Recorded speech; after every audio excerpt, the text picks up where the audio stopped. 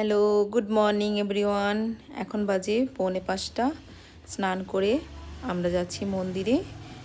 আমরা রানিং করে যোগা করি, মেডিটেশন করি, করে আজকের দিন রেখেছি সোমবার।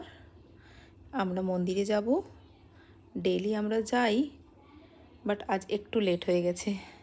4:15 নাগাদ আমরা বেরিয়ে পড়ি। এখন পার্কে এসেছি মেডিটেশন করে,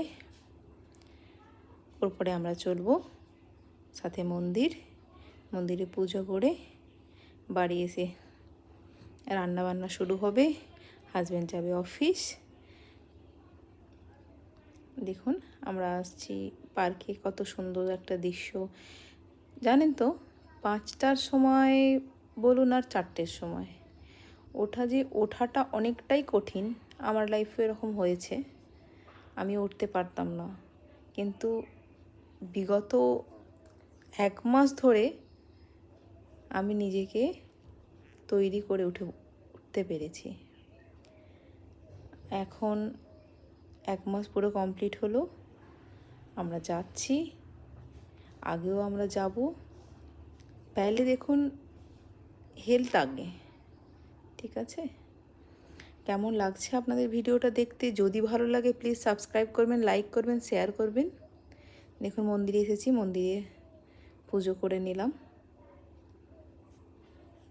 আমাদের এখানে পাশেই আছে মন্দির, ওখানে আমরা প্রত্যেক সোমবার যাই, ওখানে পুজো করে আসি। এখন বাজে আপনার 5:45। আমরা যখন মন্দিরে গেছিলাম তখন বাজছিল 5:45। ওখান থেকে আসতে প্রায় 15 মিনিট লাগে।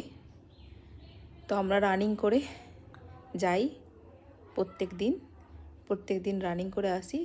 5 কিলোমিটার প্রায় আমরা রানিং করে নিই, প্লাস আমরা যোগা, মেডিটেশান এগুলো সব এখন আমরা করছি। আর আমরা প্রত্যেক সোমবার আমরা এটা রুলস রেখেছি, স্নান টান করে মন্দিরে শিবের মাথায় জল ঢালা বলুন, পুজো করা বলুন, এগুলো কমপ্লিট করব আমরা। দেখুন চলে এসেছি রান্নাঘরে, তাড়াতাড়ি করে রান্না করতে হবে। এখন বাজে হচ্ছে আপনার 6:20 নাগাদ। আমার ছোট বাচ্চা দেখুন সাথে সাথে রান্না করছে, বারবার গ্যাস বন্ধ করে দিচ্ছে। হাজব্যান্ড যাবে অফিস। দেখুন তরকারি হয়ে গেছে, ডাল হয়ে গেছে, ভাত হয়ে গেছে, রুটি করে দিলাম। ছোট্ট বেবি নিয়ে রান্না করা খুব কঠিন একটা ব্যাপার, তবুও একটা মা কি করে তার সামলায় মাই জানে।